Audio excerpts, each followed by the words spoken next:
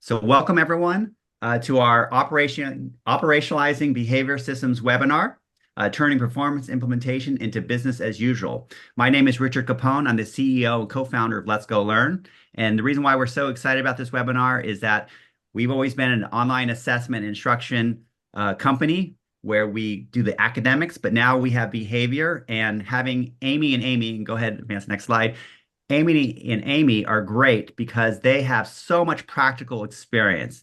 Amy Dupree was formerly a district special education director, and Amy Adams was at the district level doing behavior and autism. So between both of them, they have years of practical experience that's going to be really, really valuable for all of you. So I'm going to go ahead and turn it over to them to take it away. Thank you so much. Good afternoon, everyone. Thank you, Richard. I am Amy Dupree, and I'm the Director of Partner Success for Let's Go Learn. And as Richard said, I am a veteran educator of 30 years. I have school-based administrator experience and district level experience as a special education director. And I'm here with Amy Adams, and I'll let her introduce herself. Hi, everyone. My name is Amy Adams, and I have spent most of my 22 years in education working in special education or at the district level, managing school behavior teams and autism. And I think together, what's unique about us, we have a school-based administrator background, and then we have that boots on the ground, day-to-day background of what it looks like to implement best practices. And that's what we're going to talk to you today, what that looks like in the operationalization framework for behavior systems. We do have a conference that discusses this topic coming up in October. This is going to be in Nashville, Tennessee. So the information that we're going over briefly today will be shared in depth over those 3 days. And we're inviting each of you to attend, of course. And if you do plan to attend, we hope you'll bring a team, because what we're going to discuss today really is about collaboration with teams at the district level or at the school level.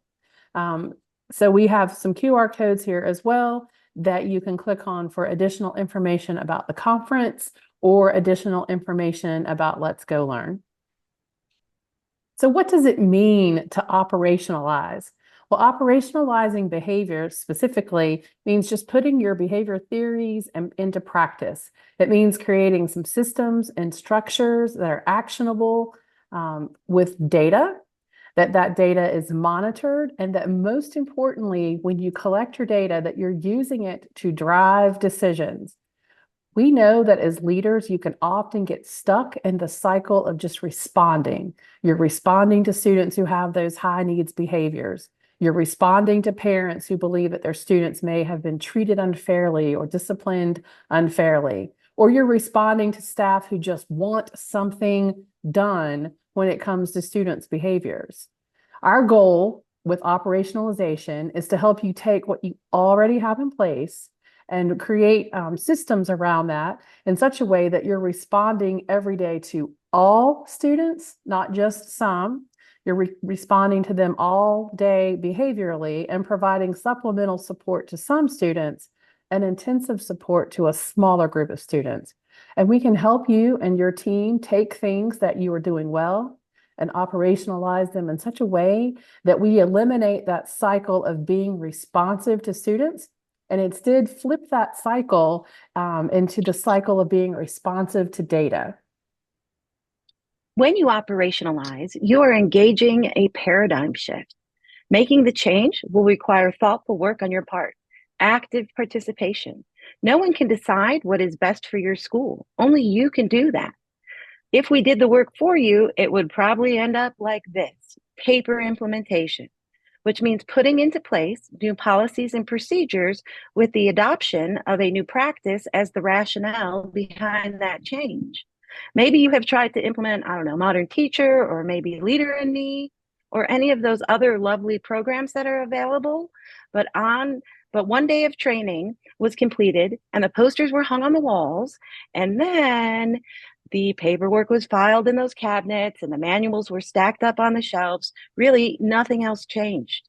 These may have been good or even great programs. The failure was in the implementation. 80 to 90% of people-dependent innovations stop at paper implementation. There's a decoupling of the operational routines from those formally adopted programs. We often see this type of implementation when outside groups monitor for compliance, like for accreditation or with PBIS, where much of the monitoring really focuses on that paper trail. Or maybe we'd get lucky and end up here, stuck in process implementation land. Process implementation means putting new operating procedures in place to do things like conduct training workshops or provide supervision or change information reporting forms and so on. The activities related to the new practice are occurring and events are being counted. However, not much of what goes on is functionally related to fidelity implementation of that new practice. Training might consist of only a lecture-based orientation to the new practice or program. There may be little or no oversight, or supervision might be unrelated to and uninformed by what was taught in the training. Administration simply told a staff member that they were now in charge, but there was really no guidance on how to support and lead that implementation with fidelity. Data and information might be collected and reviewed, but it is not affecting decision making, which feels like adults admiring the problem without solutions being generated based on that data to create change for students. Or it could be that the terms used in the new language are devoid of any operational meaning and impact. For example, what does it mean to be a good citizen? We call this the fallacy of programmatic change, which is the belief that simply implementing new programs or initiatives will automatically lead to desired outcomes without considering other factors, such as systemic issues, cultural barriers, or insufficient resources. In essence, it's that idea that a silver bullet solution exists for complex problems. While programs can be valuable tools, they are not inherently effective unless they are well designed, implemented with fidelity, and aligned with your broader systematic goals. This is our goal: performance implementation. You and your team's active participation in the process of operationalizing behavior systems is what will create performance implementation. This means putting procedures and processes in place in such a way that identified functional components of change are used with good effect for all stakeholders. Performance implementation is when the process you implement changes the data. This means your processes are flexible enough to change in response to changing data as needed, but the underlying goals, the how we do business in this school, does not change. We are looking for performance implementation processes that use continuous high levels of involvement, data collection, data review, and ownership of the data to create lasting and sustainable change that results in better outcomes for your students and your teachers. So you may be familiar with the MTSS or an RTI framework, a tiered system. These frameworks, they've been pretty universally implemented for about the past 15 years with respect to academics. And I think there's approximately 40 states who require this type of intervention framework for special education eligibility. So we have modeled our behavior framework to mirror that intervention system. However, if your school or your district does not use an MTSS or an RTI approach, this doesn't require that you do that in order to have this framework underpinning your behavior systems. What we do is responsive to everyone, whatever systems that you do have in place. So most schools have some version at the core level of PBIS. You might have a PBIS matrix, you might have a code of conduct, or just a list of rules. But a clear structured process in each tier is often lacking. So what happens after the matrix has been introduced or the rules have been shared with students? It's usually not systematically taught or revisited through a fidelity-based data collection and review process. So what happens next is what Amy discussed with a paper implementation. You've taught your PBIS matrix or you've taught your school rules, and that box was checked off, checked, we've done that part. And when you do that, this starts that cycle of responsiveness to student behaviors. And again, we want to be responsive to data, not just student behaviors. So how do you start to break that cycle? You want behavior to be viewed just as you view academics. You want staff to recognize that behaviors have to be taught and they have to be intervened on in the same way that you teach and intervene on academics. You don't let a student who's struggling with the coding continue to struggle with the coding. You have to intervene. And the same thing has to happen with behavior. And once you've taught your core expectations, not just share them, but really taught them, you have to intervene if students aren't successful. And behavior instruction is ongoing, just like academic instruction. And this, again, is a huge paradigm shift. Our framework supports schools in creating an understanding that core behavior instruction is going to positively support about 80% of your students. Just like it positively supports about 80% of students with academics, the same holds true for behavior. Those students then, you have some who are not quite ready to move on with just core instruction, and they need a little bit more. And so they need that supplemental intervention. One of the things that we support is creating supplemental intervention systems and data collection processes that help you have actionable data for your students and for your schools. And you'll find that there's just a few students who need even more. So they've got to have some intensive intervention support. And that's where we support your school teams or your school districts with creating solid FBAs and behavior intervention plans. Our goal is to help your teams determine core systems for each tier and determine who's going to teach the core systems and the core expectations and how those systems are going to be implemented and monitored for fidelity. And this process then, all combined, creates that actionable data that's going to inform schools. It's going to inform you if your systems are working, and it's going to inform you if your students are learning the behavior expectations. So when we think about determining core behavior systems, we're talking about those core behavior systems instruction and structures that are across all of the tiers. What are they? How are they going to be taught? How are they going to be implemented? How will they be monitored? And most importantly, how are they going to become sustainable year to year? So for an example of this might be, what are your behavior expectations? What is your PBIS matrix? And then how will that be taught? Do you have that determined? And then do you have a systematic way that you teach that? And once you have a systematic way of teaching that, how is that going to be implemented and monitored? And this is where we really work with school teams or district teams to consider these processes at a core level for supplemental and intensive intervention as well. You might also ask, how do we know when to move students from from core to tier 2 or tier 3? How do we know? Well, you have to use data for that. And so we help create the systems for moving students between your tiers to ensure that you have data collection that's done with fidelity.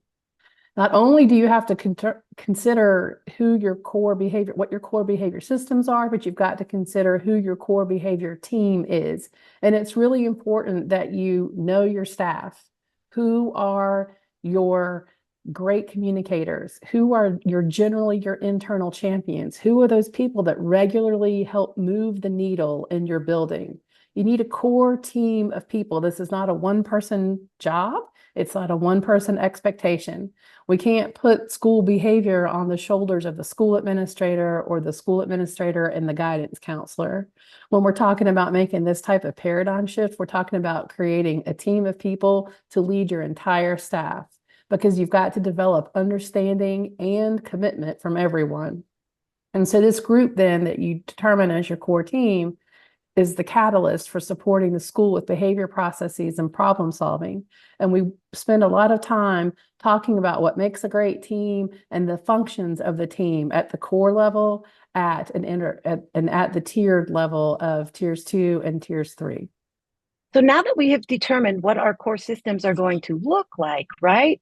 We've determined a school matrix outlining behavior expectations across all areas of your school that's aligned with a classroom matrix that gets communicated for the procedures and expectations in your individual classrooms.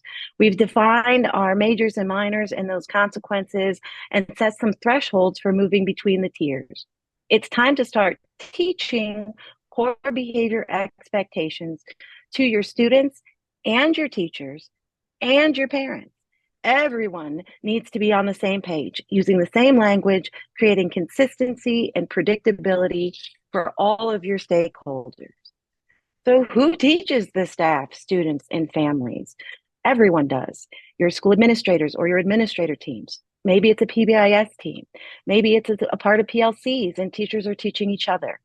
Make sure you include your support staff in this process. When do we teach this? We teach our staff in staff meetings. We get creative about where we can reach staff for professional development opportunities. We teach our students during morning meetings. Maybe behavior becomes a part of our morning and afternoon announcements where we're recognizing individual students who have met their goals, not just academically, but also those behavior goals. We have to incorporate behavior lessons into our daily activities and interactions with our students, both monitoring what is an accepted practice along with what is not an accepted practice. And we use targeted communications to help support our efforts in creating consistency across all of our stakeholders. All aspects of what you determined have to be taught. Here are some examples of core elements in an MTSS framework that are high value musts for being taught regularly, not just once, not just at the beginning of the school year, not just reviewed when you come back from winter break. They're taught consistently every day. These are elements that must be taught, and taught again. If any of these elements are weak, the fidelity of the system crashes. Poor data input equals poor output. The focus and reteaching of the most salient aspects of the framework equates to fidelity of implementation, which also ultimately translates into the how your school does business. So again, looking at our framework is really based on implementation science with the goal of reaching performance implementation. And the only way to get to performance implementation is through ensuring that you're monitoring what you have just determined and what you have taught. So just like academics, the process is going to be ongoing. So once you determine and you teach, you have to implement. And fidelity of implementation is defined as what you see and hear across the building from students and teachers. And these are just some of the topics that we cover in depth in our training and that we will cover in depth at our conference. But implementation, when you begin, is really August through June, just like academics. I can't really make that connection enough today when we're talking about making a paradigm shift. We're really thinking about teaching as far as teaching academics and then teaching as far as teaching behavior. It's the same. You teach and then you collect data and you're responsive to that data.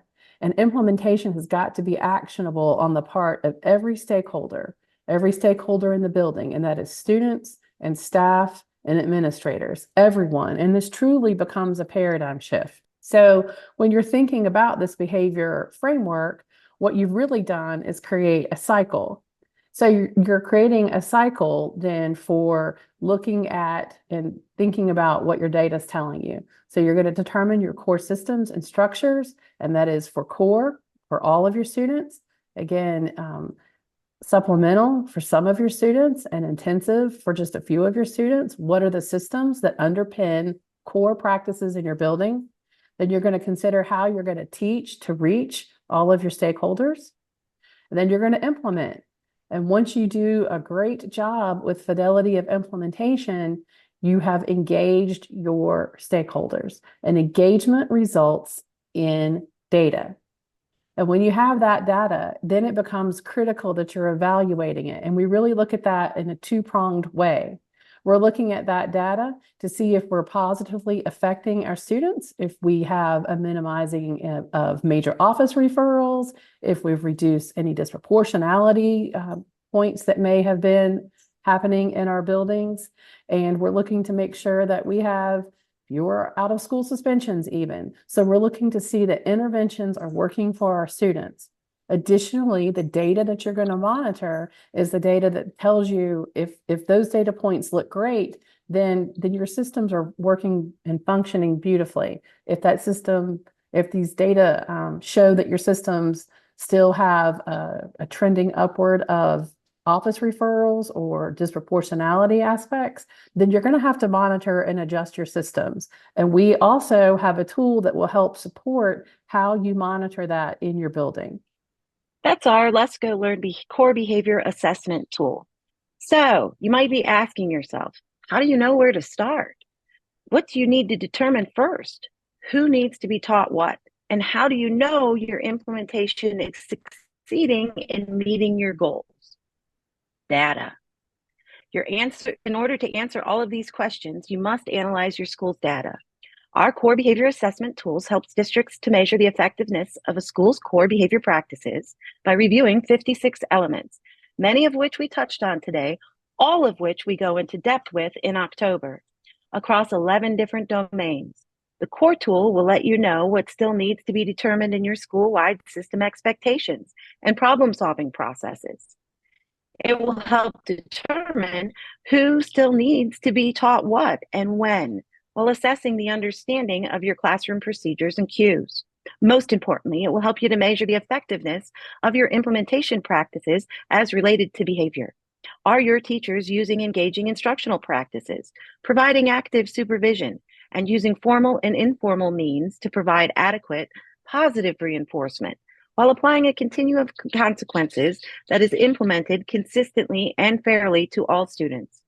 And finally, what do the core systems and practices look like at the supplemental and intensive level of need? If you attend our conference in October, we'll go over this tool and how to use the data obtained from it in depth. However, you can still use any data or tools available to you now to help you answer those same questions. Maybe your data comes from student disciplinary data, or another type of behavior assessment tool, or maybe other available local data sources.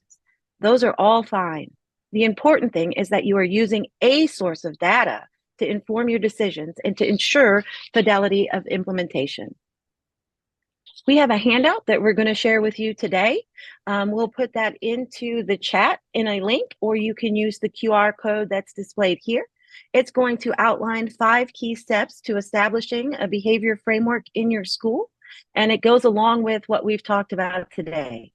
Determining your core, teaching your stakeholders, implementing those practices, creating engagement, which will result in data that you can then use to evaluate and repeat this process overall. We are hoping to get you to stop being responsive to student behaviors and putting out fires all day long and becoming more responsive to data. And that's what operationalizing truly means. It's being responsive to data versus just responding. Lastly, here on this screen again is our conference QR code and our LGL QR code. We hope that you will attend if you can in October, and if not, one of the pieces that you will be getting additionally in a follow-up email from us will be a PD menu. So we have a large amount of topics that are available. We can come to districts, we can come to individual schools, and we also intend to be putting out some additional micro trainings in the near future, and you'll have more information about that in the follow-up email. And lastly, if you do plan to come to the conference and that you have attended today, we would like to offer you and your team a 50% discount off the registration fee. So we hope to see you there and hope to hear from you soon about anything that we can support you with our behavior framework. We have a few questions. How can we address misalignment between our behavior framework and classroom practices? That's a great question. That is what our core behavior assessment tool does. It helps you determine what practices in your building are functioning with fidelity and what practices in your building need some additional restructuring or revision. And that's where that tool helps break down the things that are going well in your building and the things that you need to prioritize. And again, that's another reason for having a team on board to help you problem solve with a variety of lenses and perspectives. What we've Great. found is oftentimes school-based administrators feel like that they have established these procedures and protocols and put them into place. But when you actually start interviewing students and teachers, they are not aware of what it means to enact those policies and procedures with fidelity. So again, our tool helps support finding those gaps in understanding in your staff and your students' repertoire. Here's another question. If our leadership doesn't understand behavior and the need for a framework, how would you suggest we get started? Well, one of the things, again, we're going to have micro trainings upcoming. And so I would suggest that you invite them to any of those trainings. Again, you can share this webinar with them as a resource that you find engaging and exciting for your school. And you can have them reach out to us. We would love to meet with you individually, with you or with your school administrator, and problem solve specific questions that are directed just to you and your individual situations. I think sharing the webinar is a good one. I know I talked to a lot of schools in California because that's where I'm at, and I'm always surprised because a lot of times their idea of behavior framework is sometimes just PBIS. People they don't realize there's a broader, really well thought out, effective best practices framework that they can implement. And so as a result, it grows up in this piecemeal, chaotic fashion. All right. That's why we operationalize, Richard, is because Yeah. it puts those systems and procedures into place. All right. Here's another question just popped up, and probably one of the last ones. Okay. Any tips on how to help teachers understand that behavior is a long-term learning process for students? Mm, Yeah, yes. that's that is the purpose of our framework. It's really to help and our training. We go in depth at helping teams begin to understand that when you're talking about behavior, you're talking about behavior instruction, and that is just like academic instruction, and you have to intervene, and that is ongoing. And so it's a paradigm shift, and paradigm shifts don't happen overnight. And so that's where we can help you identify what's really working well in your building and help you launch a stronger understanding with your staff as to how to intervene effectively. I think people innately as teachers know how to teach reading, but maybe not behavior. And so we can support with individualized trainings as well as some immediate takeaway skills for teachers to start employing in their classrooms the very next day. I was going to say, so I have a question. You mentioned one of the slides about creating a behavior team. Would you say that you sometimes would maybe pull from maybe active principals who have already sort of figured out some of this to be on those teams, or who typically is on the behavior team when you're trying to get started in defining your core? So when you're thinking about a behavior team, it depends. If you're talking about a district behavior team, then yes, you would want to have principals who have data that would reveal that they have systems in place so they do not have disproportionality reflected in their building, or an overabundance of out of school suspensions, that they've figured out other ways to manage school behavior internally. So you certainly at a district level would count on those folks. But if you're talking about at the school level, it becomes incumbent upon the administrator to really think about who does what the best in their building. So if you have teachers who innately understand how to handle students who are oppositionally defiant, that's somebody you would want. If you have someone that is just simply a teacher leader and an internal champion for most of the initiatives that come about, that's somebody that you would want to leverage. You really need to think about the talents of your staff when forming your team to ensure that you're going to have the right leadership to be champions. Again, it's a paradigm shift, so it takes some intentional thought and planning. All right. I think one of the best things that we've heard feedback wise is that we are able to plug in with those school teams to really support that process. So having a leader who has understood what it means to create systematic change can really help drive a fidelity change system in the school. All right. Fantastic. Sign me up for the conference. I'm coming. All right. I don't see any other questions popping up, so I think we're done. Thank you so much, everyone. Thank you. Thank you.